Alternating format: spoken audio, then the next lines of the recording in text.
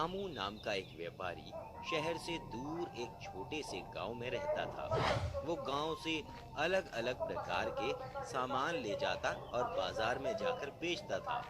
रामू के पास एक गधा था। गधे की पीठ पे सारा सामान की बोरी लाद कर व्यापार के लिए रोजाना शहर जाता था। रामू अपने गधे का खूब ख्याल रखता था। खिलाने पिलाने से लेकर हर जरूरतें उसकी पूरी करता था। उसको पता था गधा उसके लिए बहुत जरूरी है, इसीलिए अपने गधे को साफ और स्वस्थ रखता था। उसे अच्छा अच्छा खाना देता था। लेकिन गधा एक नंबर का आलसी था। उसे काम करना पसंद नहीं था। वे सिर्फ बैठकर मालिक की रोटी तोड़ना और पूरे दिन सोना चाहता था। अगले दिन रामू बाजार जाने के लिए तैयार हो रहा था। गधे का बिल्कुल मन नहीं था। आज फिर बोरियां लाद के बाजार जाना पड़ेगा। हो, मुझे सोना बहुत पसंद है। गधे को ये नहीं पता था, व्यापारी एक दिन भी छुट्टी लेगा और बाजार नहीं जाएगा तो उसे कितना बड़ा नुकसान होगा।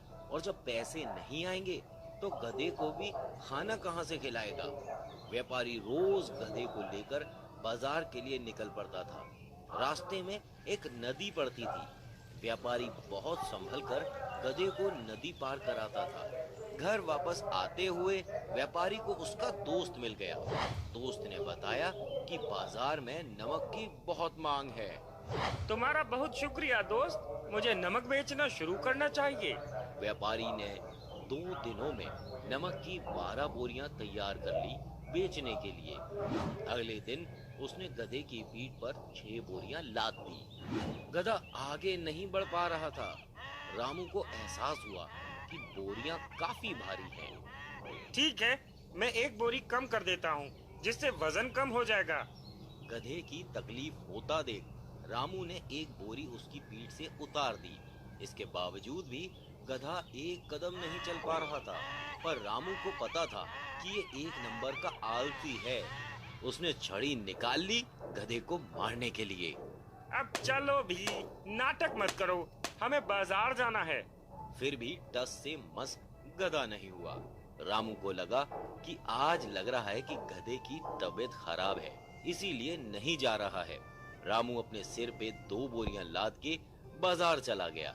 इधर मालिक के जाते ही गधा बहुत खुश हुआ। पूरे दिन खाया पिया और मस्ती किया। अगले दिन जब मालिक ने फिर से गधे की पीठ पर नमक की बोरियां लाद दी तो गधे फिर एक कदम नहीं चलने को तैयार था। मालिक ने छड़ी निकाली, गधे की पीठ पर बरसाना शुरू कर दिया। गधा सामान लेकर बाजार के लिए निकल पड़ा।